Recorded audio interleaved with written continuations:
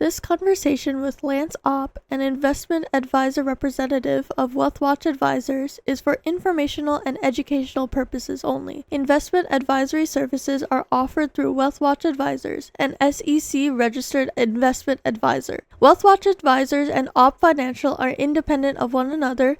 Nothing in this discussion should be taken as personalized investment, tax, or legal advice, or as a guarantee of any particular result. All investing involves risk, including the possible loss of principal. All right, welcome back to the Build Phase podcast. I am here joined by Lance Opp of Opp Financial. Lance, it's been so great getting to meet you, and I'm just going to toss it over to you to introduce yourself, who you are, kind of what you do, and then we're going to jump in and kind of talk about some of the areas in the esports industry that impact what you get to do in that.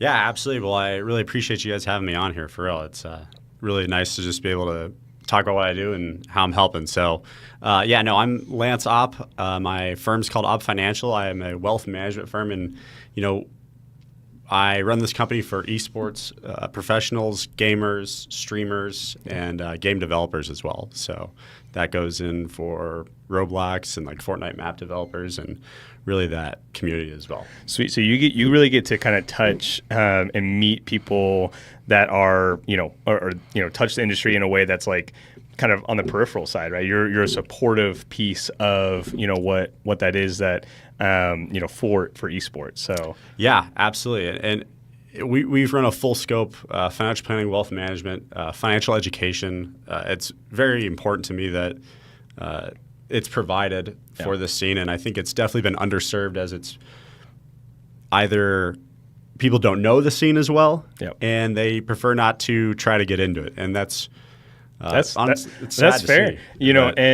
I think what's great about what you do, when Sarab and I were kind of starting this and we were talking, about where are the areas that the esports industry needs support, right? We're coming from like a youth-based, competitor-based kind of thing. And, we talked about the different support systems in esports, right? And I don't think we mentioned financial planning, what that looks like for people in the esports space, in the gaming space, the streaming space. That was something not even on our radar as something that is a supportive action, in this industry. Yeah, no, and it's a fair assumption. I mean, it's not necessarily something that we're just taught throughout school. It's not necessarily something that, especially when most of the pros are younger and, a lot of the scene is under the age of 30 and maybe their first job is getting into like esports or streaming. And, it's not something you focus on. And like you bring it up, a lot of the scene talks about, the financial burden and the financial difficulties that go on with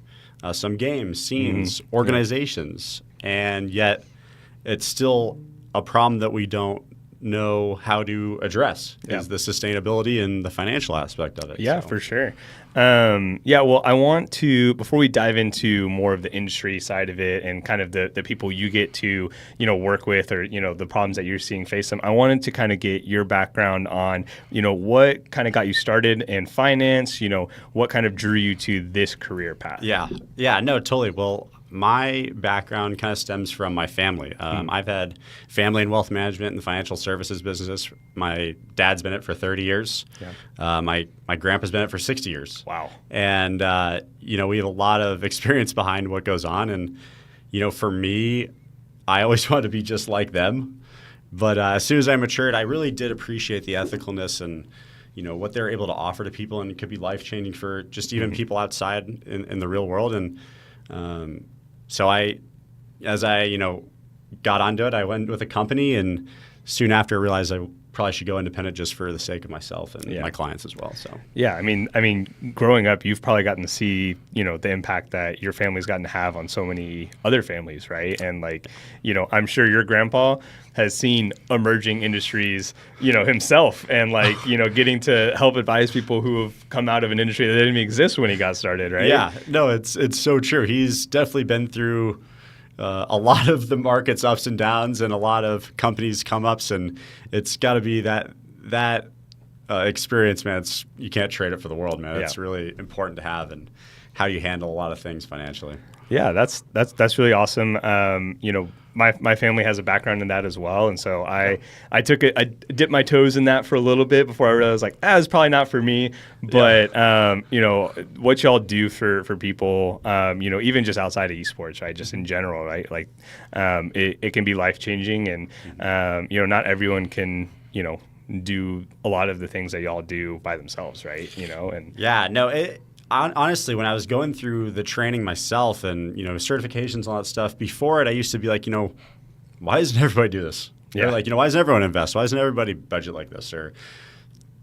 But when you go through it, you really do learn a ton, and it really does become a lot of information that you've got to spend a lot of time building up and understanding, and we're just trying to convey that message to the world for sure. Yeah. So no, that's awesome. So, thinking about getting into, the financial, advising industry and things like that, right? What was it about the, gaming, streaming, esports industry that you were like, hey, I see a real need, and I want to kind of specialize a little bit, in this to help this area? Like, what was that moment you're like, oh, I should be, kind of helping in this specific area? Yeah, no, this is definitely an in-depth question too. I have a background gaming, kind of like a lot of people, right? Yeah. Background gaming, grew up on the original Xbox. And ever since then, I think I was like probably 5 or something like that. And when I got into high school, I got hooked on Rocket League, actually. It was RLCS. Oh, great. yeah, it was high tempo. There was so much passion in it, man, and I absolutely loved it. And the buy-in around it kind of felt like a sport, how people they loved it so much and they backed teams. And watching overtime goals. And then I soon got into the, Call of Duty and Counter-Strike and Apex. And just to see that build, man, it's really I would love to serve it. So it was one day, actually last year, I was watching EWC. And I was working, and I just sat up, and I was like, dude, what am I doing? Why am I not providing this service or trying to help? One, I'm passionate about wealth management, helping people as it is, but I love gaming and so I sat with the idea for probably a night or two, and the more I thought about it, the more it was just undeniable to me that that's what I wanted to do. And I saw so much opportunity that could affect, the scene and individuals, players, life-changing things if you really just apply yourself to it. And it takes someone who cares about the industry. Yeah. So no, that's awesome. I mean, for sure, caring for the industry, I think esports as an industry itself has gone through many hands in a sense, and they haven't always been caring hands for sure. And so when you're watching, EWC, and you kind of sat on it, and, you started doing, more research and kind of thinking like, okay, what areas are, affected in this area, and what were some of the financial challenges that you started to see among esports professionals? Yeah, no, and they're very two broad topics, but the two inconsistencies are really the two challenges that I see them facing is inconsistent income and financial literacy just in a whole. Yeah. And to break those two down, inconsistent income for those who may not know, but those who do know, what that looks like is someone could have they could win a tournament, they could have a subathon, they could release a map that does them really well. They make $50,000 a month, and sometimes that's being generous. It's way more for some people. And then the next month, their viewership could be down. They don't win another tournament. They this and that, and they're making $4,000 a month. I don't know, $5,000 a month, and it's nowhere near. So you face the challenges of how do we deal with this situation? It's like a commission-based job, but it's so much different because it's not touched upon as much. There's salesmen all over the world. There's not esports pros all over the world. It's not as calculated, even though like a salesman might put in, they could put in all this work and it reflects how much they make. It's not necessarily the same for esports. Yeah. They could put in all this time, grind, viewership could go down still. They don't win a tournament. They don't get whatever it is. And so that's the first one. And then the other one is financial literacy in terms of players get into this when they're as young as 13 years old, Yep. right? Well, the world as itself already lacks financial literacy as it is. So True. what do you think is pair that with someone who is coming out of middle school, high school, and they might not even know the concept of what money looks like, right? And what $100 in your bank account looks like, let alone now you've got $50,000 in your account. It's really educating probably what that looks like and what it needs to look like in the future. So I kind of want to touch on that, income, volatility and stuff, right? That is, something obviously very ingrained in esports because, a lot of, esports like tournament winnings, right, are huge, right? Yep. Or, for some of the other people, like you said, streamers, right? Whether they're having like a good subathon, right? Or they might, have like a great, sponsorship, for a month or something. Yep. For those game developers, they might hit it off really well and the algorithm's pushing them really well on Fortnite. And then all of a sudden they're not there anymore, right? Yep. Let's kind of touch on esports because those are all kind of different areas, right? When it comes to esports players, right? From what I've seen in the industry, there's gone through some phases, right? There's been phases where, you basically get like no money and all your money's coming from your tournament winnings, right? And that's like the only way you're getting it. The team's like supporting you to get there, but you're not getting paid if you don't win, right? And then there's a time where, all right, their salary's starting to come in. You have like this base salary, but you can still, earn most of your income still going to come from that tournament side, which is kind of, that, again, the commission side, like a base salary kind of thing. Yep. And I think even there's been volatility on both of those, levers of income, right? The salary and the tournament earnings. I come from a background in League of Legends. That's like my proficiency in the professional esports space. Yep. And, there was a time where like players, teams are shelling out $100,000 a year for one player, right? Mm-hmm. And then overnight, the top player in the league is getting paid $1 million. Yeah. That's huge, right? Yeah. But, speaking of volatility, now most players that are professional League of Legends players, at least in North America, they're getting paid like the base minimum. Even the top players, right? So, for you, like, and for the players, like, that volatility is all over the place. It's not even just like I'm getting a new lever when it comes to like getting salary or tournament earnings. It's like all the levers are kind of all over the place. Yeah, no, you're 100% right. And it's trying to find that consistency in your monthly income, right? And how you balance that. It is such a it can't be stressed enough. The volatility in your income is really what affects potentially the long term of your career if you make the right or the wrong financial decisions. Yeah. Even if you have a base salary, like I would argue then that like between the three people that I, help or the three groups that I help, is that esports pros, at least if they have a salary, have it easier than maybe a streamer or a map developer because at least they have some kind of landing to fall onto. Yeah. And I'm not saying they shouldn't. They should have some base salary for that because the time and effort they're putting forward and they're representing a team, but you still have a base that you deal with and how you allocate that matters. And then on top of it, how do we deal with those big checks that come in from winning big tournaments and the money that funnels into, subathons or your maps, the inconsistencies, the volatility, how you say it is in their income. It's such a hurdle to get over. And guidance is so crucial, especially for the age that you're at, and how you view money. It's very important to understand. Yeah. So do you find that it's the solution in here is really the education portion of like getting these kids to understand like this money's not always going to be, you're not going to be winning a $250,000 tournament every month, like, is that like a good portion of that? And, I know you're not allowed to, you can't really get into super specifics, but like what are some of the conversations like about like, how do we make this, last, or how do we make this feel more consistent when it's not? Yeah, honestly, that's a great question. It's probably the reason why I got into this. Yeah.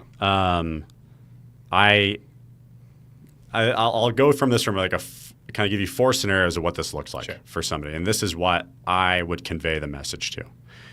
Let's say this is the worst scenario. The worst scenario is, let's say you aren't paid that much as an esports pro or a streamer yet. Maybe call it, we'll just say $1,000 a month, couple thousand a month. Yeah. And I know that sounds crazy, but like, that's on the low end for some people, right? And you didn't put together maybe something like a structured financial plan. Mm-hmm.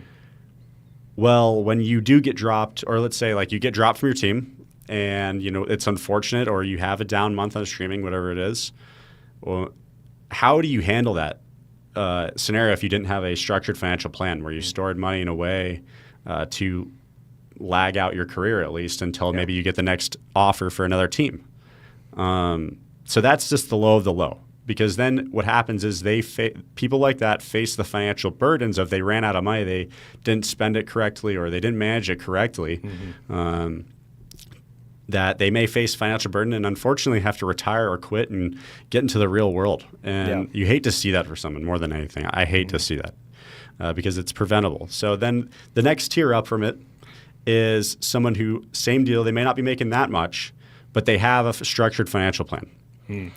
You step up from there because someone, let's say, we see careers so many times where, you have one pop-off season. You have one big season, and you have 3 years of maybe, like you're the top of the line for 2 years, then all of a sudden you have a down season, and all of a sudden you get dropped. Yeah. Right? Well, we then see players kind of go back to the drawing board, they grind it out, they get better, or they find the correct team more than anything. Sometimes it's just that. And then they become, back their top 5 in the league. But let's say you couldn't get there, right? Let's say if you didn't have a financial plan to at least carry you between that moment of getting to the new team, you may have never gotten that opportunity again because you had to get out of it. So people who do take that structured approach to get there, that's the step of it that carries you to potentially long-term success again. And then the next tier is success. These are 2 that I just talked about are hardship, kind of what I'd say is hardship. Then you have success, someone who makes a ton of money. They're making that 10, 20, 100,000 a year, and they don't have a financial plan. Well, they make it through their career, 10, 15 years, they do well, they entertain people, but then what happens? Right? What do?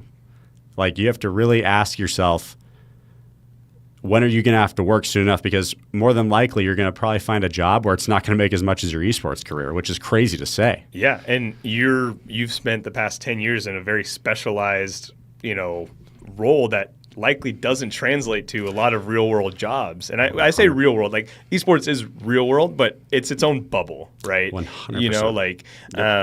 So like you're not just gonna be able to walk into any place and find, like, these are specialized jobs, and you're sacrificing that trade-off, right? Yes. You're 100% right.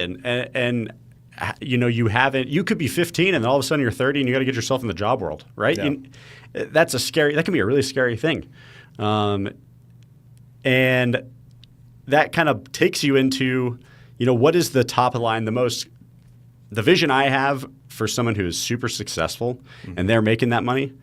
This is the top tier of what I explain to people. You have a scenario where you're super successful. You are making that money. And in the mix of it, you do choose to go with a financial plan, something structured, something strategic. And you can you retire throughout your career just like you would if you were successful anyways.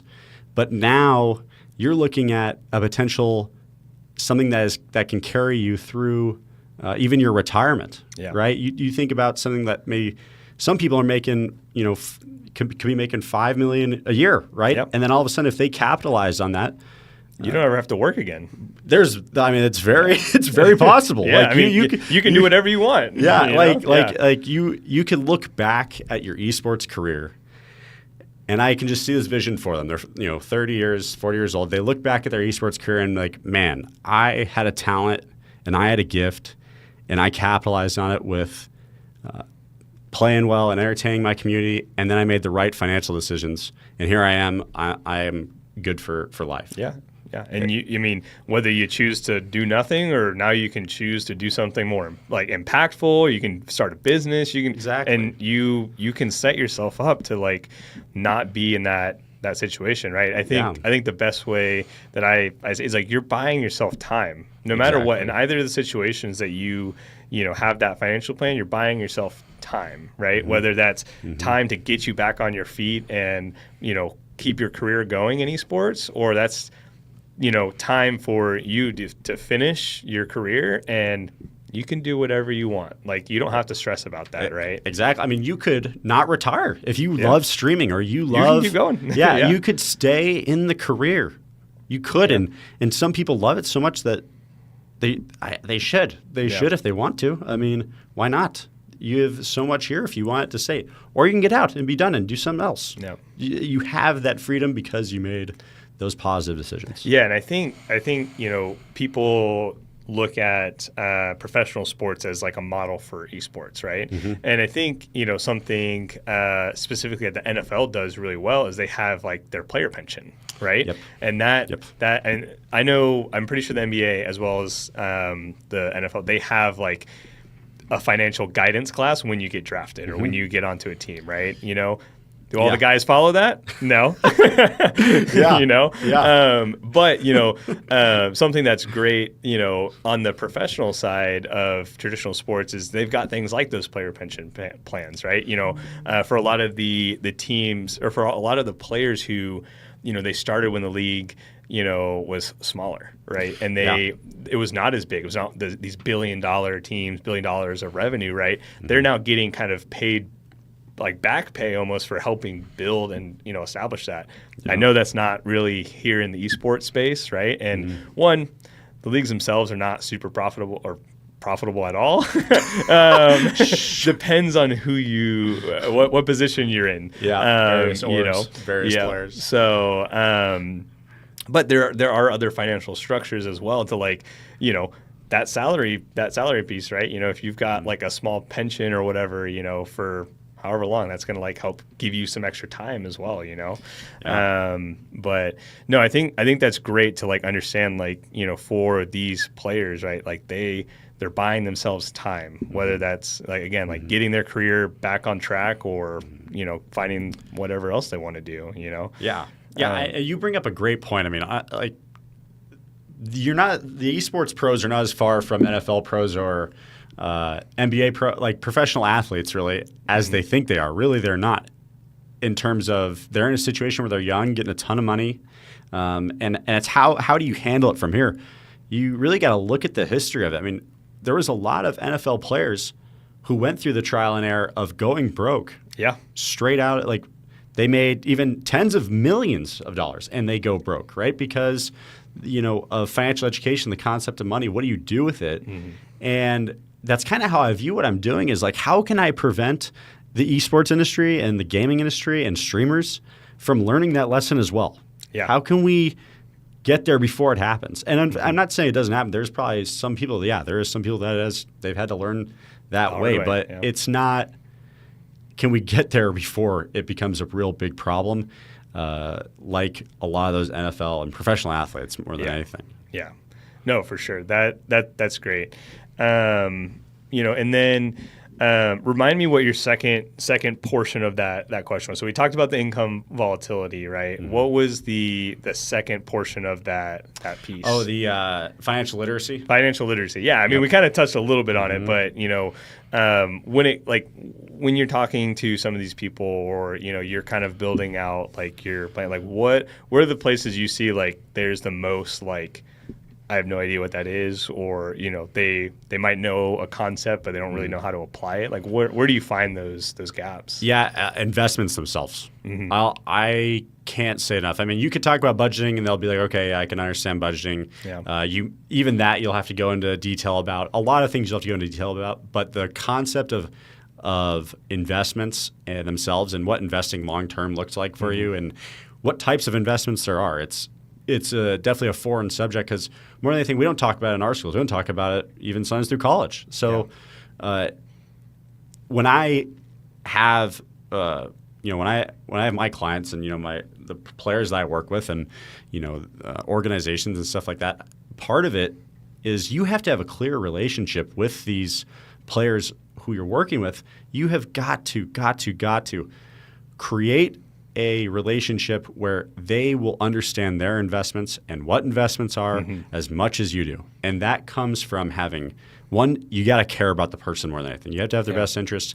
And an everyday client, maybe somebody who's in their job 30 plus, 40 or plus years old, you don't have to teach them a whole lot or explain enough about investments to them, right? They have a good grasp of it. But here in this scenario, I'm calling my clients monthly, whether they like it or not, whether it's for 5 minutes or 1 hour. Yeah, we're going to talk about what that looks like, what the plan, what are we doing with the plan, what does the investment look like, and educate as much as I can about what that is, because it is so important when someone asks you, what are you doing, and they have that knowledge to know what they're doing and why it's impactful and why they should evidently stay to the plan. Yeah.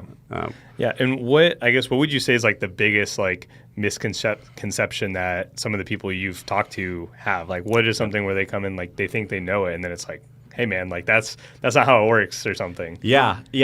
I would say the two misconceptions are this. The one we had talked about, that income volatility, that you're gonna, if you make $50,000 a month, or like if you make $50,000 in a month, that's your new income. That you're going to make $50,000 a month. Yeah. That is the biggest misconstrued form of information that you see. And so what they do is they tend to spend it like they make $50,000 a month. Right. Or and some of them do, but some of them do.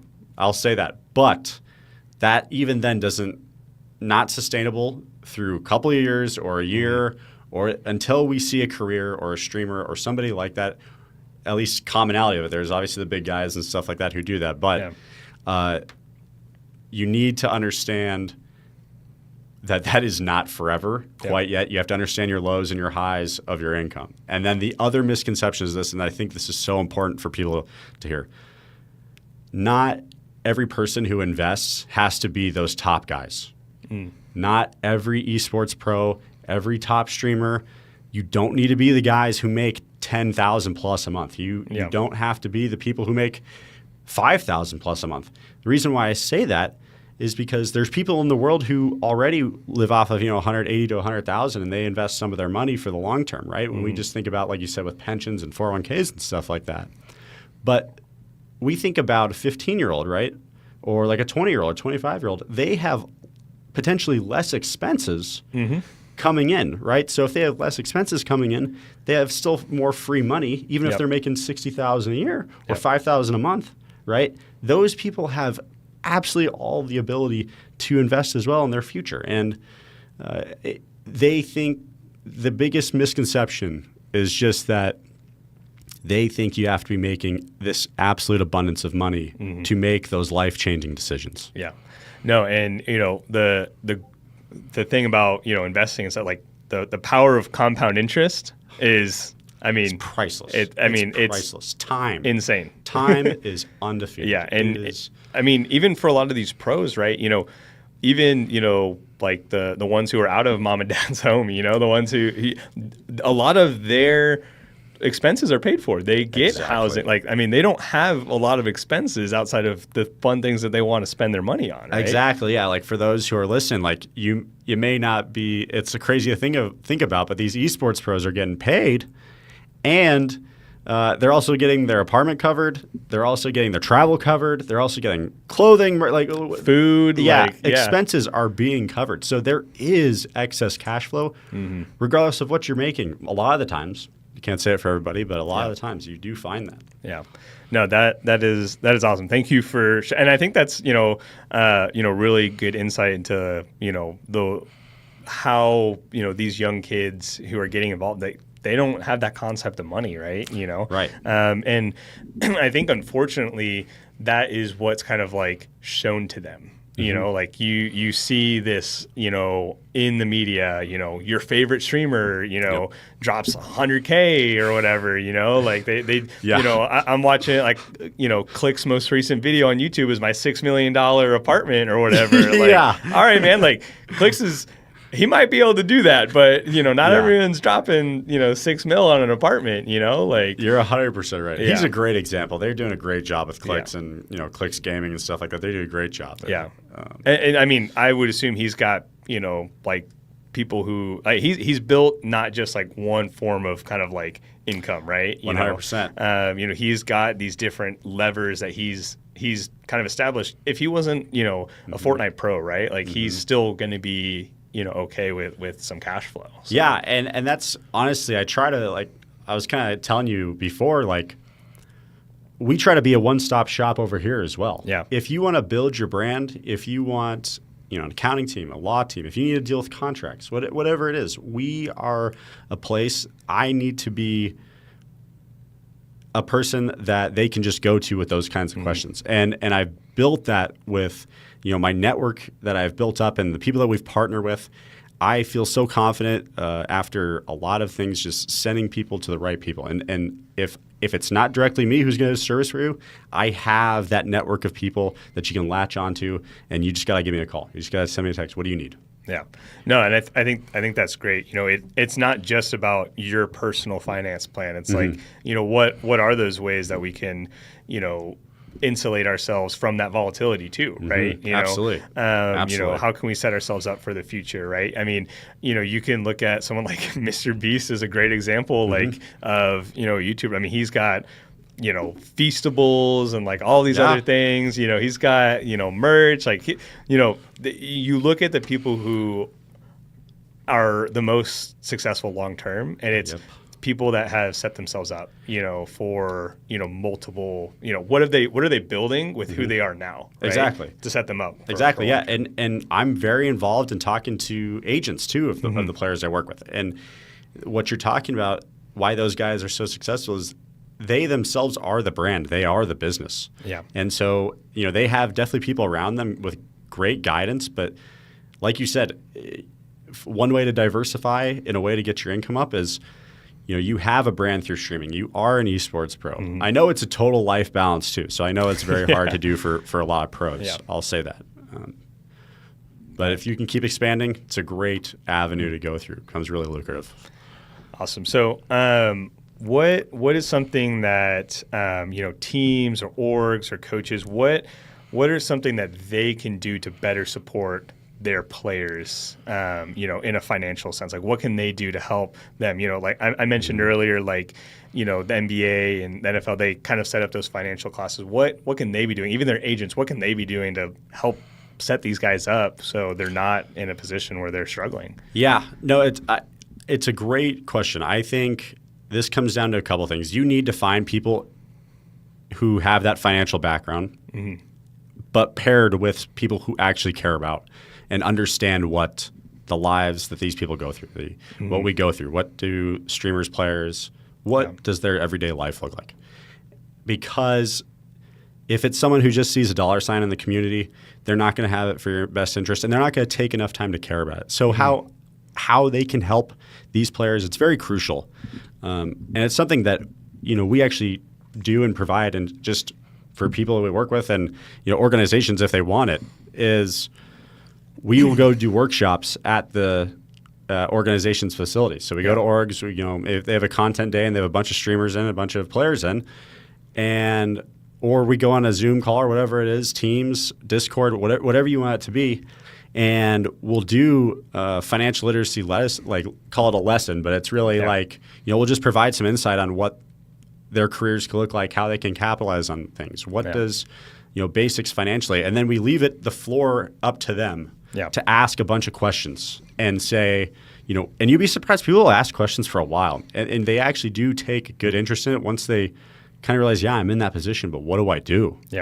And so I'd say you gotta find people to maybe run those things, people that you can connect with who will give their time and really educate for you. No, that's great.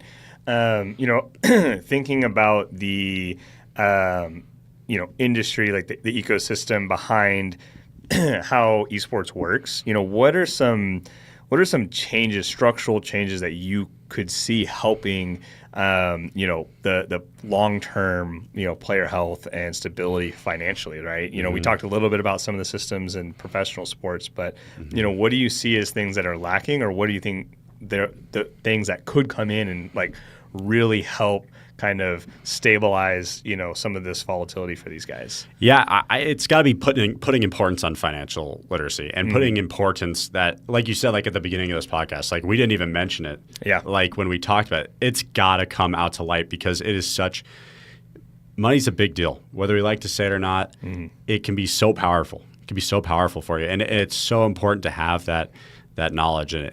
And for the sustainability and long-term structure of it, you have got to have agents who pair with, people like what I do, or you've got to find ways. I mean, we'll do it just because we like to go and provide this information. It's great it's great to see a light go off in, the players or streamers' head.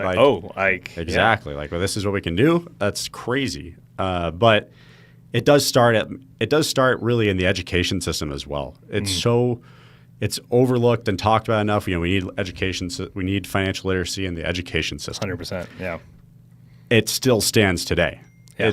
We could talk about it all day long. Yeah. And that's not just for esports people. That's for like just regular people. Exactly. Everyone needs it. Yeah. Exactly. That's for everybody. That is absolutely for everybody. And it doesn't get talked about enough. It really is something that we just, for the esports scene or as a part of an organization's, if you get young pros, part of an organization's services that they could offer, it's got to be, there has to be an importance put on that financial literacy. Got you. Well, I know this was one of the questions that you really wanted to talk about. So what advice would you give to someone just starting to earn money in esports? Yep, absolutely. And this is, I think, far and away so important to understand. This is so important to understand. I posted about this on social media, and I will continue to recycle it.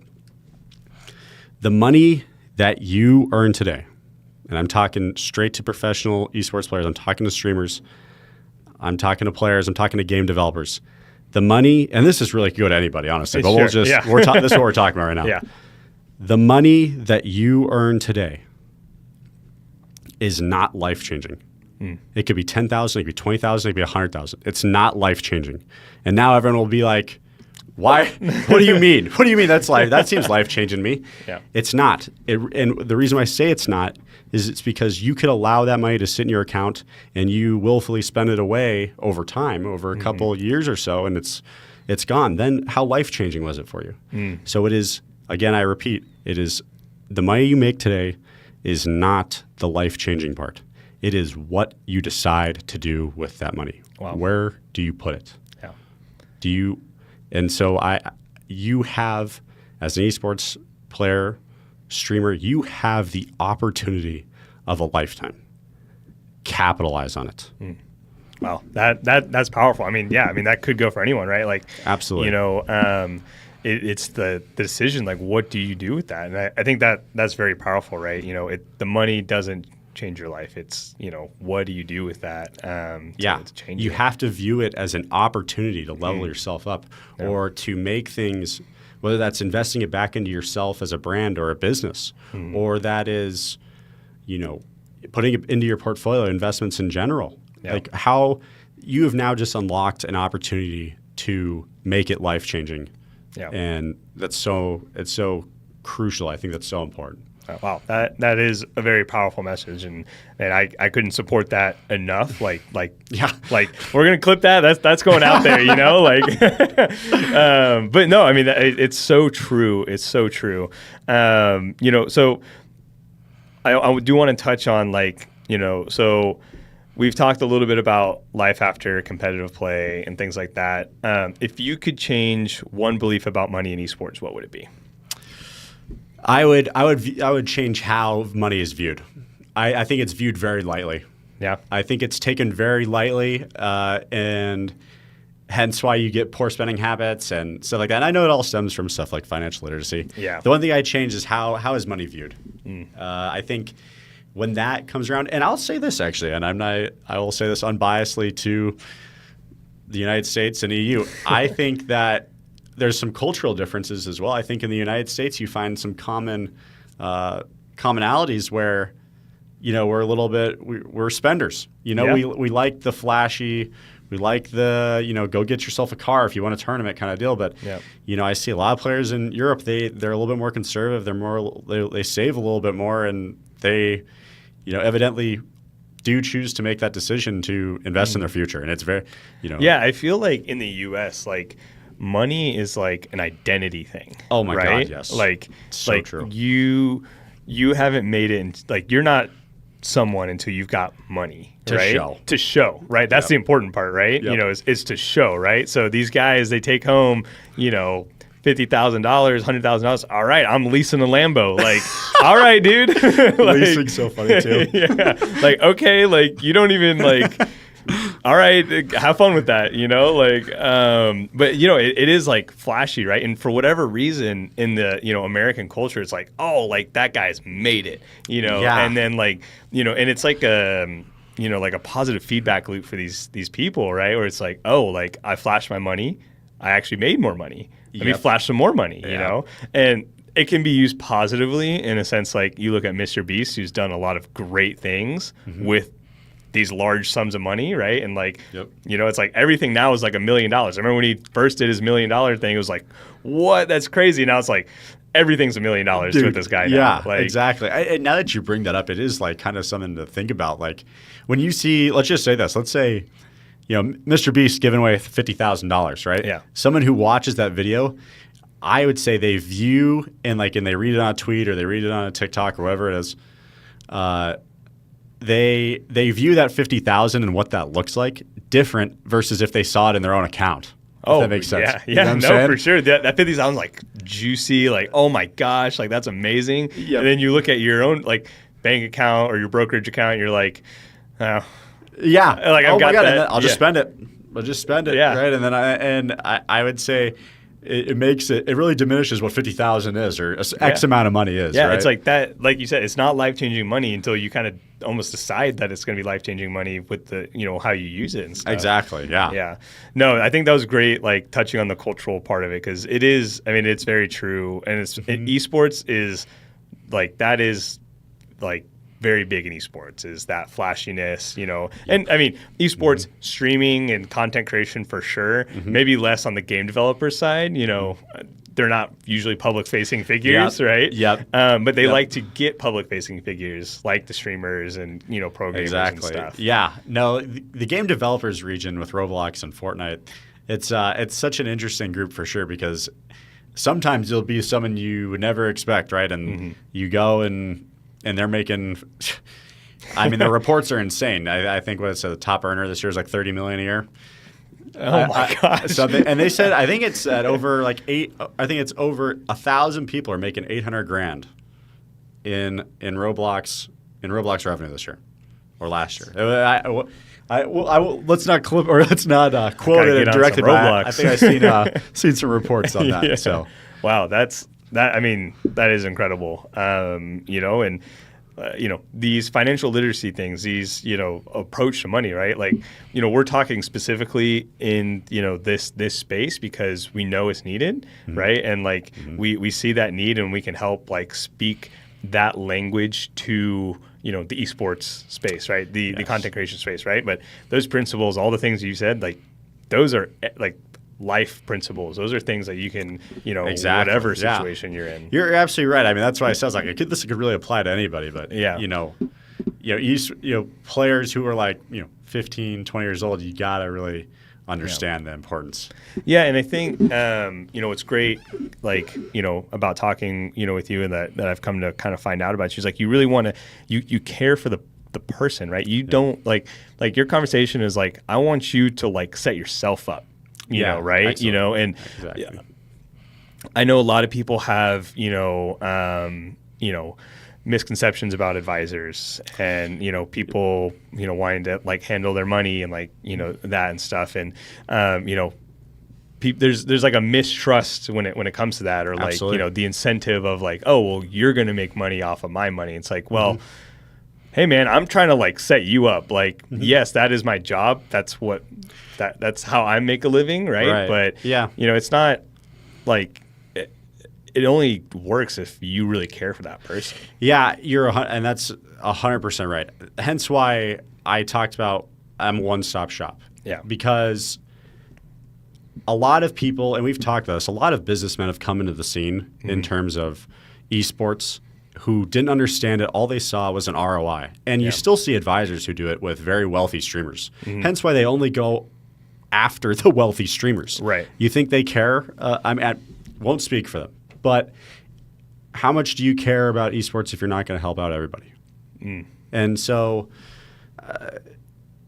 if you in how much – what do you get from your job? From my job, it's all about I love the ethical side of it, right? I love being that middleman. And hence why I've got to do things like set up resources, have things for the people I work with to show that – I mean, you don't think I care? I mean, I absolutely care because we've got all the need to help you in every single area. Yeah. I've seen it. I know what it looks like. And they're not wrong to think that about some advisors. I'm not going to say like every job, you're not going to find the best people. And you hate to see people, especially, people that you want to see succeed in, people in esports. You hate to see them run into maybe a bad scenario with somebody. Yeah. I hate that more than anything because wealth management, financial advising, it has so much value when it's done correctly and when you absolutely care about the relationship of your client and building up for your client as well and providing that financial literacy. Resources. It's like it's almost, a form of coaching in a sense that like, as a coach myself, like I want to see my players succeed. Like, I want them to know like what they need to be doing to like improve themselves and set themselves up, for the next level and things like that. Right. It's just a different aspect of their life that y'all, are helping manage and like, helping get them to that next stage. Like, you want to see them succeed. Right. Yeah. And it's not just like, oh, like, I want to get that high ROI, right? Like that's going to come if you like give that care to your clients and stuff. And I do think, I was briefly in that world for a little bit, and yeah, I mean, there are those people who they might just care about that ROI, right? But, so always do your due diligence, like you want to make sure that whoever you're trusting with your money and whoever you're trusting with, like, this is helping me set up my life. Like you want to trust them, completely. Right. Absolutely. This is total trust factor. Why I do a bunch of things that are geared towards esports and like just genuinely helping out is because everything's trust, as I know it is. And I'm not telling everyone, just come work with me or anything like that at all. I providing an outlet for people to take advantage of it more than anything. And I can't explain enough. Anyone who comes to get that kind of service, by all means, you're going to get the best service that I can possibly give you. Yeah, and to this point, I kind of wanted to ask, like, have you run into people who you've talked to who have run into maybe some, bad apples or, who have, past experience with someone who like, this is affecting my, ability to approach this, Yeah, absolutely. There can be a lot of skepticism for some people, and I totally understand. It's your money, it's your wealth. Yeah. I totally can see where you're coming from, and I hate that you ran into a bad scenario. And yes, I have seen it in multiple people, and I've seen it. I mean, I just saw this, interview the other day, or this podcast the other day with Jason the Ween, and he's talking about how he invests, but he doesn't really know how much he invests. Yeah, and he's I'm not gonna lie, I haven't talked to him, or we haven't talked about it in a while. I don't really know. And to me, that is alarming. Now I don't know. Maybe he might have said something that maybe I can't speak to it full facts. I just am seeing on the podcast. What I'm seeing on the podcast is that should be alarming that he should know. Like I said, when we work with it, you know everything about your investment. Mm-hmm. We're talking whether you like it or not. It can be as short as a long. We're just doing updates, whatever it is. You're looking for questions. We'll talk, and you're going to know, because that active, proactive relationship matters. Mm-hmm. It matters a ton. Yeah, for sure. And it's funny you talk about that clip where, you know, this streamer, he has no idea where his money's going, right? Yeah. I think recently I saw a clip, and I'm like 90% sure it was like Kai Cenat or whatever. He's like, I'm like on top of this like a hawk. Like, you know, like I see 50 cents move. Like, I'm asking, why is 50 cents moving? You know, like that's like the total of their approach. But hey, man, he's watching out for his money. Like you know, there have been so many examples of, you know, people who have been taken advantage of, you know, or they don't, you know, they might have someone, but they don't know. Yeah, exactly. And it, again, where it's relatable to pro athletes. Yeah. Right? It's happened with pro athletes before. Right? I am trying to prevent that from just being diluted into esports as well. Would hate to see that. So that's what we're moving towards. But, you know, you bring up like that scenario is such a great scenario with Kai Cenat. Somebody who is so aware of it, you're talking, and look how successful he is. Yeah. Now, Jason the Ween's very successful too. Can't say how it is. They both are.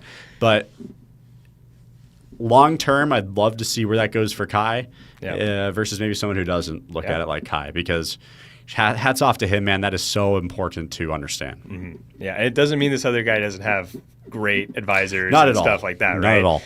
You know, it's just like, you know, if you're aware of your money, right, like you're just setting, there's no reason there's no negative to being aware of it, right? Absolutely you know, like, but there is a negative to not being aware of it, right? It's so true. Yeah. It's so true. And if I have a pro or a streamer who's like, okay, dude, I need you to call me, like, or we need to talk every couple of months or once a quarter or whatever it is, then I'll lay off. But I just really try to provide that active service for them. So.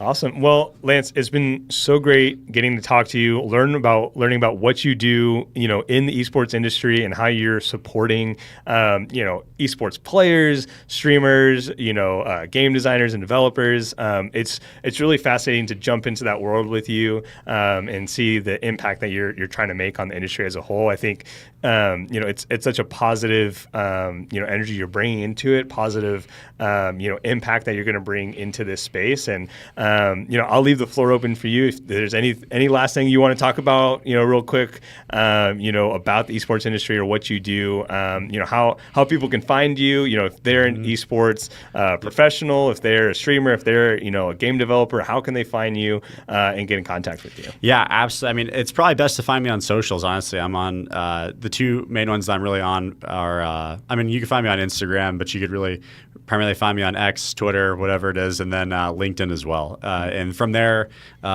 you can always send me a direct message, or I've got my website in my bio as well. So click on that, and you can always schedule a meeting or whatever it is, and we will. I'm glad to talk to whoever about whatever it is, and potentially be a resource for you. So that's just oppfinancial.com, or you can go to my Twitter page, Lance Opp _ and just Lance Opp on LinkedIn. So sweet, awesome. Well, we'll have those links in the description of our podcast and stuff. But it's amazing to see what you're doing to help bring esports into a more sustainable future. And I look forward to seeing what you get to build over there. Thank you so much, Greg. Yeah, no, I really appreciate you guys having me on, and yeah, I'm excited for where this is going to go in esports and gaming. So awesome. Well, that is going to do it for this episode of the Build Phase. Thank you for watching or listening on whatever platform you're on, and we look forward to having you on next time. Peace.